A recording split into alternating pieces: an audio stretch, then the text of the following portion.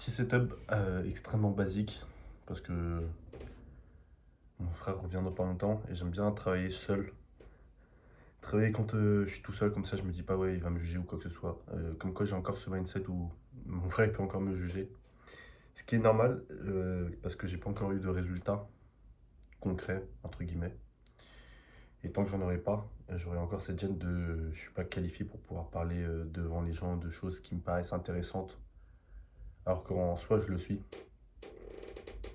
Parce que j'ai l'expérience et j'ai le résultat, mon physique, et donc le mindset qui va avec.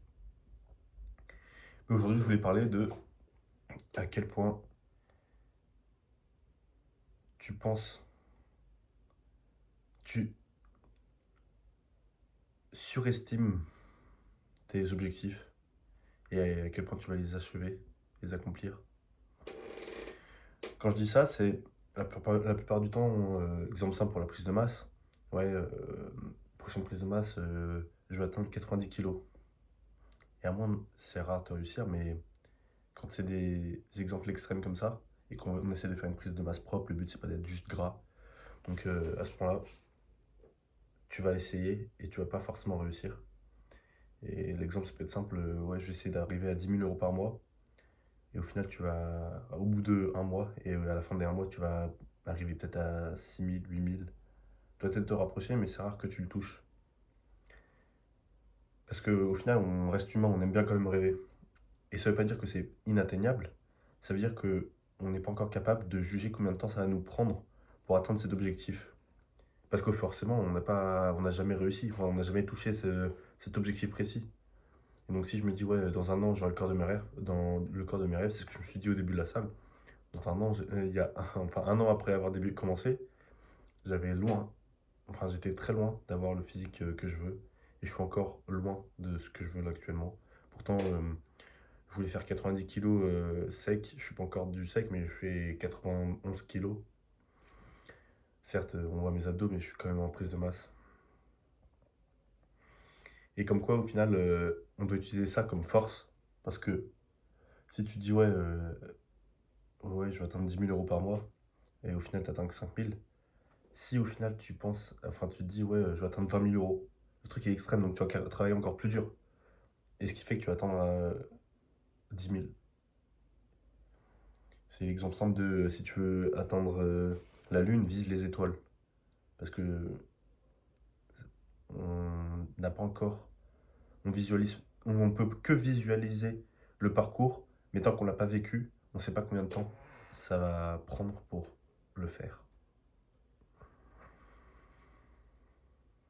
Et ça va de même avec la prise de masse. Vu que c'est l'hiver, on rentre en prise de masse pour la plupart. Parce que en soi, tu brûles un peu plus de calories quand c'est l'hiver, donc c'est un peu plus simple de maintenir une base correcte tout en prenant plus de muscles et en prenant que très légèrement du gras. Et aussi, plus tu manges, plus tu as chaud. Bizarre de manger l'été 4000 calories et transpirer H24, alors que là c'est l'hiver. C'est plutôt cool d'avoir chaud l'hiver. Donc 4000 calories pour ceux qui font des grosses prises de masse. Je fais 4000 calories, je peux aller un peu plus, mais ça me sert pas trop à grand chose. Parce que je suis satisfait du poids que je prends et la masse que je prends. Donc si toi aussi tu es satisfait de ce que tu fais à la salle, ça sert à rien du tout de les changer. Si tu vois que du progrès et que ça fonctionne très bien d'une certaine manière, pourquoi changer? Mais je voulais parler du coup de la prise de masse, de combien on doit manger et à quel point c'est plus dur qu'on ne le pense de vraiment manger. Et si tu dis non, moi je suis capable de manger beaucoup, il y a une différence entre manger beaucoup et manger en prise de masse, sachant que tu dois manger 4000 calories. Et pas de Nutella, pas de trucs comme ça. Donc de la nourriture entière, en partie. Donc du riz, du poulet, la viande, des pommes de terre, du lait. Et là, je viens de me cuire 200 grammes de riz, cru bien sûr. Essaye de manger 200 grammes de riz cru. J'ai l'habitude, donc je pourrais dire en vrai ça va. Mais le truc, c'est que je dois enchaîner dans quelques heures avec un autre truc un bol entier de crème de riz, enfin, beurre de cacahuète, etc. Et en fait, j'ai jamais faim. Et je dois me forcer à H24. à manger. Et ouais, ok, c'est pas bien de forcer. Non, mais ne te force pas à manger, fais-toi plaisir. Les gens qui disent ça, c'est les gens qui n'ont jamais fait de prise de masse, qui ne savent pas comment ça fonctionne et qui n'ont pas la mentalité pour accomplir leur objectif.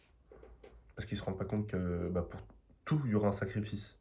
Tu veux faire une prise de masse, ouais, tu vas manger, tu kiffes manger, mais le sacrifice, c'est que tu vas devoir beaucoup manger, à ne plus en avoir envie de manger, à ne plus avoir envie de manger.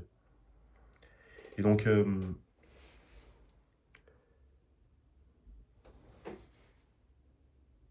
tu dois te dire à chaque fois que tu fais quelque chose qu'il y aura une partie galère et que cette partie galère, elle est vraiment normale et que tout ce que tu peux faire, c'est apprécier le fait que ce soit difficile, même si ça paraît dur, parce qu'une fois que tu vas sortir de ce moment-là, tu vas dire en mode, en vrai, le fait d'avoir la mentale pour se dire, ouais, j'ai mangé sans jamais m'arrêter comme il fallait pour faire ma prise de masse, etc. J'ai fait même mon cardio, j'ai fait mes 15 minutes d'escalier à vitesse 10.